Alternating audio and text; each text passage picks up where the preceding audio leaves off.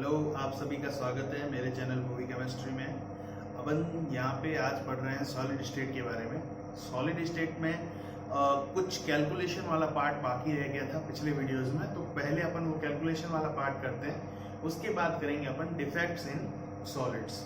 Okay, तो video को like कीजिए, शेयर कीजिए और चैनल को सब्सक्राइब कीजिए और ज़्यादा से ज़्यादा सपोर्ट करने की कोशिश कीजिए और सपोर्ट करिए। अपन अभी स्टार्ट कर रहे हैं calculation of unit cell dimension, unit cell directions. ठीक है, इसमें एक फॉर्मूला आता है, density is equal to z into M upon a cube into N. ठीक है, यहाँ पे जो z है, z का मतलब है नंबर ऑफ एटम्स, m का मतलब है मोलर मास, ए क्यूब यहाँ पे वॉल्यूम को शो करता है, वॉल्यूम ऑफ यूनिट सेल। एक बात याद रखें, अपन यहाँ पे जितनी भी बात कर रहे हैं वो सारी unit cell, cubic unit cell के बारे में बात कर रहे हैं, क्यूबिक क्रिस्टल्स के बारे में बात कर रहे हैं। और उसके बाद Na का मतलब होता है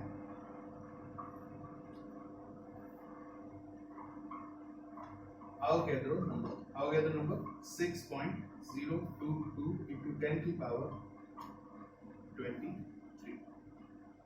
ओके, तो ये फॉर्मूला होता है और अपने को इस फॉर्मूले का यूज करना है बहुत से आगे डायरेक्शन पता करने के लिए, बहुत से और फॉर्मूला में, है ना।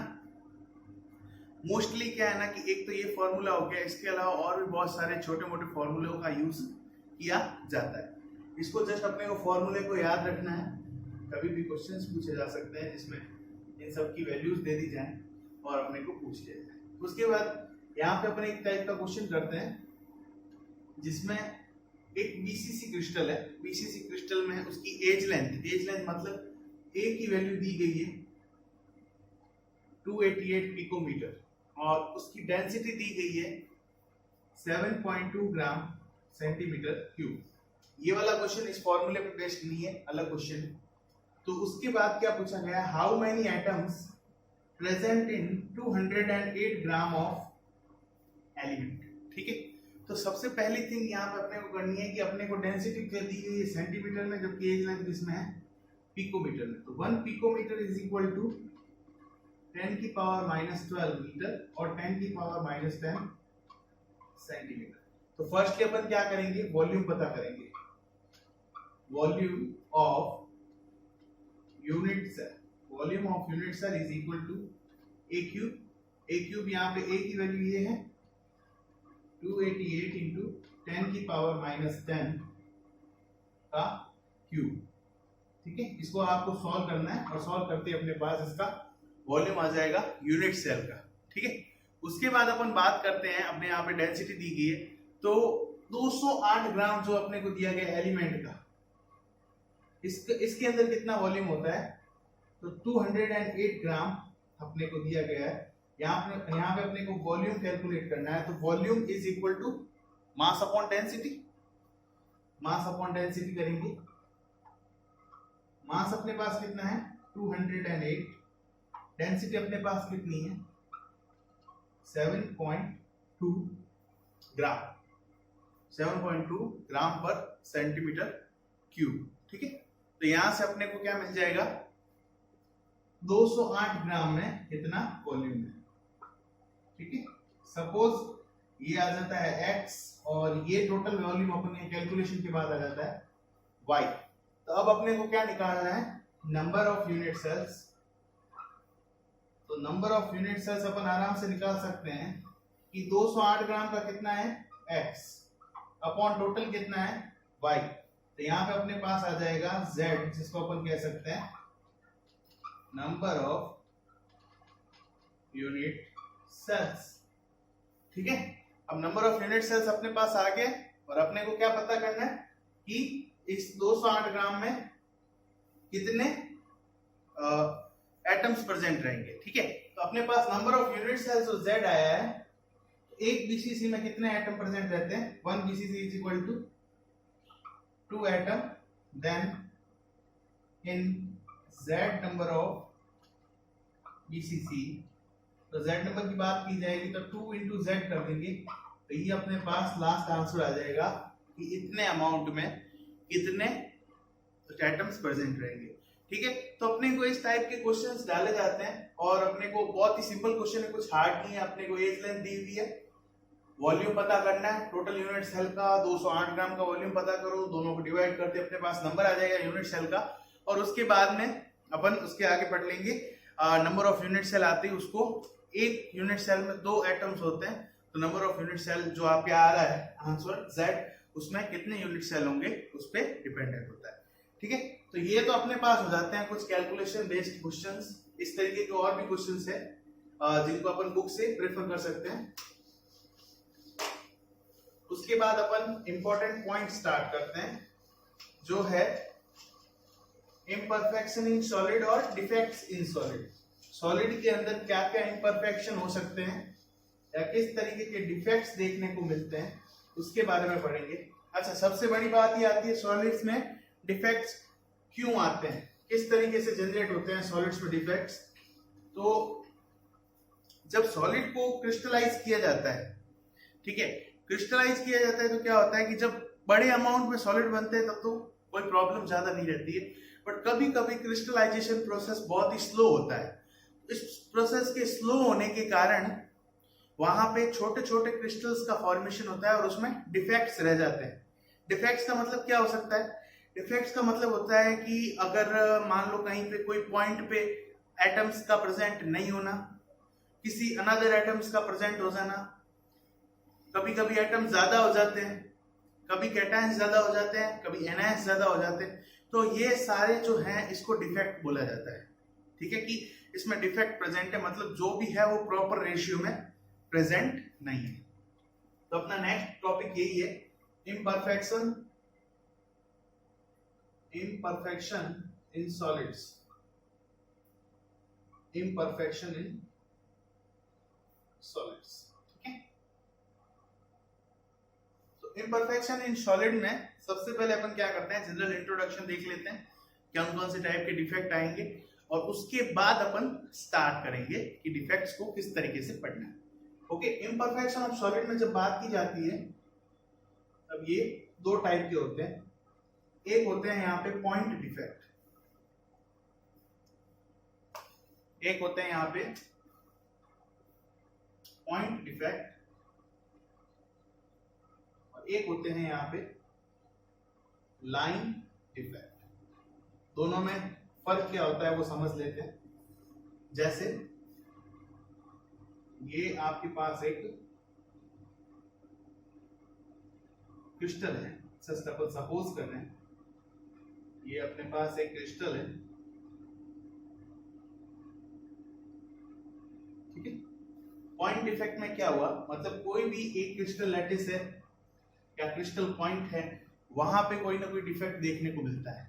ठीक है, जैसे अगर ये क्रिस्टल पॉइंट नेगेटिव आयन है या पॉजिटिव आयन है, उसका रिमूव हो जाना, ठीक है, और या फिर क्या होना कि कोई भी एक यहां से एटम का उठना और इंटरस्टिशियल साइड्स में चला जाना, तो ये पॉइंट डिफेक्ट होता है। मतलब डिफेक्ट एट ए पॉइंट और ए एटम, कोई भी एक एटम पे या कोई भी एक पॉइंट पे डिफेक्ट देखने को मिलता है, बाकी क्रिस्टल पे उसका कोई भी इफेक्ट नहीं होता। एक लेटेस्ट पॉइंट पे जो डिफेक्ट हुआ है वही रहता है। ठीक है, जबकि लाइन डिफेक्ट की जब आप बात करते हो तो यहां पे आपको देखने को मिलता है deviation of A complete draw और लाइन। ठीक है, अब लाइन डिफेक्ट दिखता कैसे है वो बता देते हैं आपको। जैसे सपोज ये अपन एक क्रिस्टल बना रहे, ठीक है, ये मैंने एक क्रिस्टल बनाया,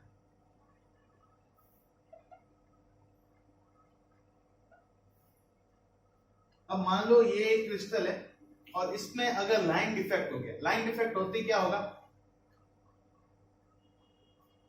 ये लो, ये इसमें लाइन डिफेक्ट हो गया। अब लाइन डिफेक्ट होते ही क्या हुआ, क्रिस्टल में एक पूरी की पूरी रॉ जो है वो हट गई।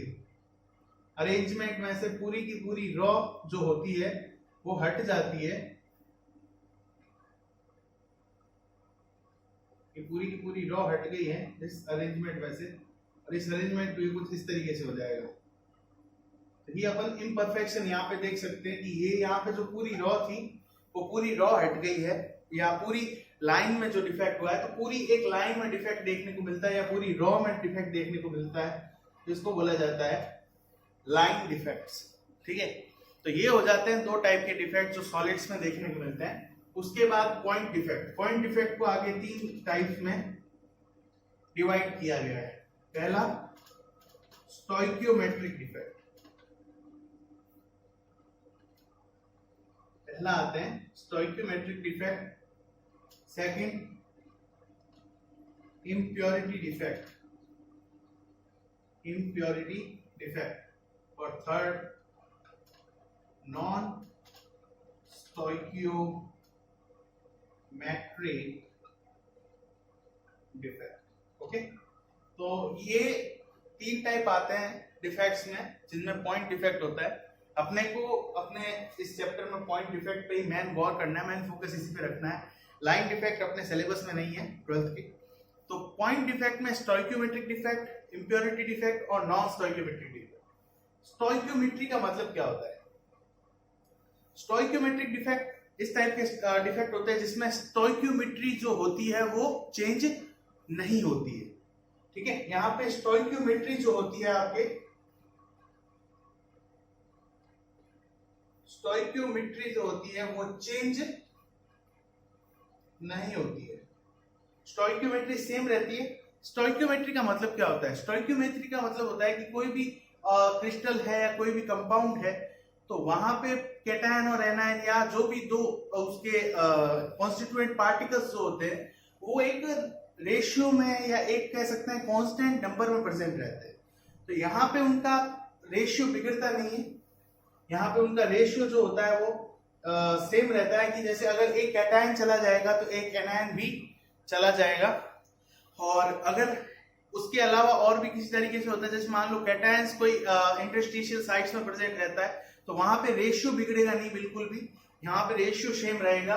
ठीक है, इसमें एग्जांपल्स अपन देखेंगे, NaCl देखेंगे, KCl देखेंगे, बहुत से एग्जांपल्स हैं। यहाँ पे रेशियो नहीं बिगड़ता है इनका। जो दो आयंस हैं आपके, जैसे सोडियम और क्लोराइड आयन, तो इनका रेशियो कभी बिगड़ेगा नहीं, कभी गड़बड़ाएगा नहीं, इनका रेशियो दोनों का सेम रहेगा। कांस्टेंट रेशियो में जो ये प्रेजेंट रहते हैं वो रहते हैं। जबकि जब आप नॉन स्टोइकियोमेट्रिक डिफेक्ट्स में आते हैं, नॉन स्टोइकियोमेट्रिक डिफेक्ट्स में यहाँ पे स्टोइकियोमेट्री चेंज होती है। क्या होती है? स्टोइकियोमेट्री चेंज होती है। ठीक है, स्टोइकियोमेट्री चेंज प्रेजेंट रहता है। स्टोइकियोमेट्री चेंज का मतलब क्या है? जैसे इसके कुछ एग्जांपल FeO की फॉर्म में देखे जाते हैं। Fe के कुछ क्रिस्टल है ना, जहां पे कभी ये कुछ इस तरीके का देखने को मिलता है, फॉर्मूला लिखा हुआ, कभी आपको इस तरीके से फॉर्मूला लिखा हुआ मिलता है। मतलब ये जो यहाँ पे परमानेंट जो एक कांस्टेंट नंबर थे वो कांस्टेंट नहीं है। इसमें अपने को क्या होता है कि कभी भी अपन आयरन ऑक्साइड का अगर फॉर्मूला लिखते हैं तो अपन नॉर्मली तो FeO लिखते हैं, बट क्या होता है जब यहाँ पे देखा जाता है तो आयरन ऑक्साइड में आयरन के नीचे कुछ इस तरीके से लिमिट लिखी जाती है, x से y, मतलब इसके बीच में कितना भी रेशियो हो सकता है। कभी आयरन 0.75 प्रेजेंट रह सकता है, तो कभी आयरन 0.80% रह सकता है। तो ये होते हैं ऐसे डिफेक्ट जहां पे स्टोइकियोमेट्री चेंज हो जाती है। मतलब 0.75 था 0.80 हो गया, तो अमाउंट ज्यादा कम होता रहता है, और एक फिक्स नंबर अपने को देखने को नहीं मिलते हैं, फिक्स रेशियो देखने को नहीं मिलता है, तो वो हो जाते हैं आपके नॉन स्टोइकियोमेट्रिक डिफेक्ट। मतलब जिसमें इनका जो रेशियो है वही चेंज हो जा रहा है। इसमें अपन आगे पढ़ेंगे, मैं आपको कुछ इसके एग्जांपल भी बताऊंगा जिसमें बिल्कुल रेशियो ही चेंज हो जाता है। ठीक है, उनका और रेशियो में बदलाव आ जाते हैं, तो उनको लिखा भी स्पेशली जाता है, नीचे उनके पॉइंट में ऐसा कुछ उनका रखा जाता है नंबर को। उसके बाद आते हैं एक इम्प्योरिटी डिफेक्ट। इम्प्योरिटी डिफेक्ट क्या है कि मतलब जैसे कोई क्रिस्टल बन रहा है और क्रिस्टल के अंदर कोई अनदर मेटल की इम्प्योरिटी आ जाती है, तो उसको बोला जाता है इम्प्योरिटी डिफेक्ट। ठीक है, ऐसा जैसे एग्जांपल अपन देखते हैं, एक NaCl का क्रिस्टल होता है अगर बन रहा होता है और उसके साथ SrCl2, तो क्या होता है कि यहाँ पे NaCl जो होता है वहां से Na+ जो आपके आयंस हैं वो अपने लेटिस पॉइंट से हट जाते हैं और दो Na+ आयंस की जगह एक Sr2+ आयन आ जाता है। क्यों? क्योंकि इलेक्ट्रिकल न्यूट्रलिटी मेंटेन करने के लिए। मतलब एक पूरे क्रिस्टल में आपके दो Na+ आयन हट जाएंगे वहां से और एक Sr2+ आयन वहां पे उन दोनों की जगह ले लेगा।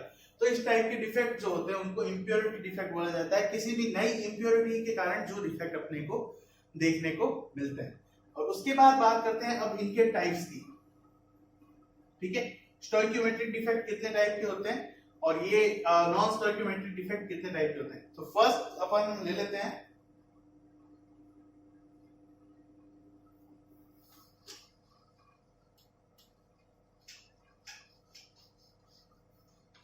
बात करते हैं स्टोइकियोमेट्रिक डिफेक्ट की। ये स्टोइकियोमेट्रिक डिफेक्ट कितने टाइप के होते हैं। तो स्टोइकियोमेट्रिक डिफेक्ट की जब बात की जाती है तब यहाँ पे सबसे पहले एक देखा जाता है non ionic solid. Non ionic solid मतलब जो आयोनिक की नेचर नहीं है। एक होते हैं आयोनिक सॉलिड्स। ठीक है, non ionic solids and ionic solids. तो अपने को इनके बारे में देखना है। नॉन आयोनिक सॉलिड्स में आप दो तरह के डिफेक्ट देखोगे। एक होता है वैकेंसी डिफेक्ट, एक होता है आपके पास वैकेंसी डिफेक्ट और एक अपने पास आता है इंटरस्टिशियल डिफेक्ट। इंटरस्टिशियल डिफेक्ट अभी सिर्फ अपन इसका जनरल इंट्रोडक्शन पढ़ रहे हैं। अपन नेक्स्ट वीडियो से इनके बारे में पूरी की पूरी डिटेल्स लेंगे। ठीक है, तो वैकेंसी डिफेक्ट्स और इंटरस्टिशियल डिफेक्ट्स। वैकेंसी नाम से पता चल रहा है वैकेंसी बन जाती है। इंटरस्टिशियल साइट्स क्या होती हैं? कोई भी क्रिस्टल होते हैं तो क्रिस्टल के बीच में छोटा सा स्पेस प्रेजेंट रहते हैं, छोटे छोटे एम्प्टी स्पेस प्रेजेंट रहते हैं जिनको इंटरस्टिशियल साइट्स कहा जाता है। तो इंटरस्टिशियल साइट्स में अगर एटम्स जाके प्रेजेंट हो जाते हैं तो उनको इंटरस्टिशियल डिफेक्ट में काउंट किया जाता है। आयोनिक सॉलिड में भी दो तरह के डिफेक्ट अपने को देखने को मिलते हैं। एक होता है शॉर्टकी डिफेक्ट, शॉर्टकी डिफेक्ट, और एक होता है फ्रैंकल डिफेक्ट। दोनों ही बहुत इंपॉर्टेंट हैं। क्यों? क्योंकि दोनों ही साइंटिस्ट के नेम पे है। शॉर्टकी डिफेक्ट शॉर्टकी नाम के एक साइंटिस्ट के नेम पे है और फ्रैंकल डिफेक्ट फ्रैंकल नाम के एक साइंटिस्ट के नेम के बेस्ड है। तो ये दोनों डिफेक्ट ज्यादा से ज्यादा पूछे जाते हैं और सबसे इंपॉर्टेंट पार्ट है। क्यों? क्योंकि इनका सबसे पहला जो रेफरेंस है वो साइंटिस्ट का नेम और स्पेशल डिफेक्ट होने के कारण इनको ज्यादा से ज्यादा आस्क किया जाता है। ठीक है, उसके बाद अपन बात करेंगे नॉन स्टोइकियोमेट्रिक। आयोनिक डिफेक्ट का कोई टाइप नहीं होता। Non stoichiometric defect. Non stoichiometric defect के दो टाइप होते हैं जिसमें एक आता है metal excess defect. Metal excess defect. Metal excess defect मतलब किसी भी मेटल आयन का ज्यादा हो जाना। मेटल आयन ज्यादा कैसे कैसे हो सकता है? पहला उसमें रीजन होता है ड्यू टू एनायनिक वैकेंसी। अगर एनायन कोई है वो गायब हो जाए, है ना। अगर कोई भी एक एनायन है आपके पास और वो गायब हो जाए, मतलब वो क्रिस्टल छोड़ के चला जाए, तो हो सकता है। Second, presence of extra ion in interstitial sites. या तो इस तरीके से होता है तो वैकेंसी हो सकती है, और या फिर क्या हो कि आयन जो है वो इंटरस्टिशियल साइट्स में प्रेजेंट रहे तो एक्स्ट्रा अमाउंट हो सकता है। ठीक है, तो ये हो जाते हैं इन दोनों की, क्या कह सकते हैं इनको, इन दोनों के मेटल एक्सिस डिफेक्ट में आते हैं। इन दोनों रीजन से मेटल एक्सिस डिफेक्ट हो सकता है। या तो कोई एनायनिक वैकेंसी हो जाए और या फिर सेकंड क्या हो कि कोई भी इंटरस्टिशियल साइट में एक्स्ट्रा मेटल प्रेजेंट हुए, एक्स्ट्रा आयन आ जाए, तो मेटल एक्सिस डिफेक्ट देखा जा सकता है। और यहां पे अब बात करते हैं second, metal deficiency defect. Metal deficiency defect. Metal deficiency मतलब जैसा नाम से पता चल रहा है मेटल की यहाँ पे कमी हो जाती है, कोई भी मेटल आयन की कमी हो जाती है।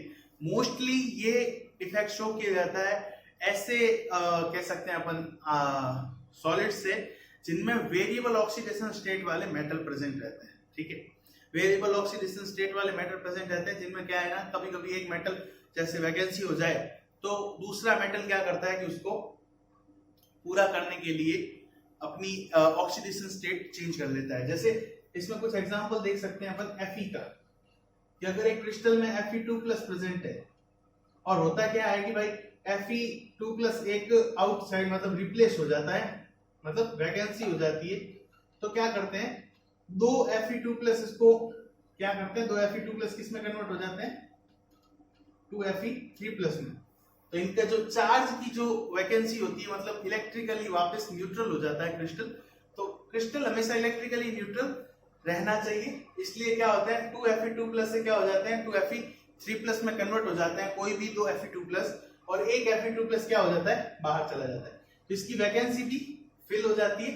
इसकी वैकेंसी जो है वो तो वैकेंसी रहती है बट इसका जो चार्ज है वो इलेक्ट्रिकली न्यूट्रल हो जाता है। क्यों? क्योंकि यहाँ पे आयरन 2+ से 3+ में कन्वर्ट हो सकता है।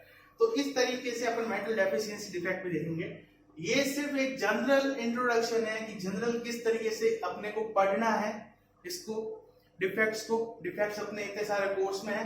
लाइन डिफेक्ट अपने सिलेबस में नहीं है तो लाइन डिफेक्ट्स अपने को नहीं पढ़ने हैं। हालांकि कभी पूछ लिया जाए तो इसमें आते हैं कुछ स्क्रू डिफेक्ट आता है, डिसलोकेशन डिफेक्ट्स आते हैं, तो लाइन डिफेक्ट भी बहुत बड़ी ब्रांच है बट अपने को लाइन डिफेक्ट के बारे में नहीं पढ़ना है।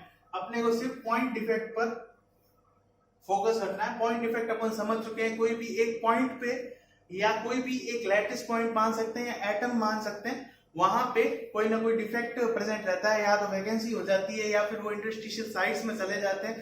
तो उसके बारे में अपने को पढ़ना है जिसमें stoichiometric defect, impurity defect, non stoichiometric defect, metal excess defect, metal deficiency defect. Okay then thank you इस वीडियो के लिए। तो नेक्स्ट वीडियो में अपन इसके डिफेक्ट्स को स्टार्ट करेंगे।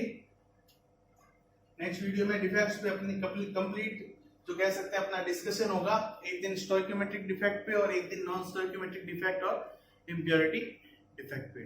Thank you.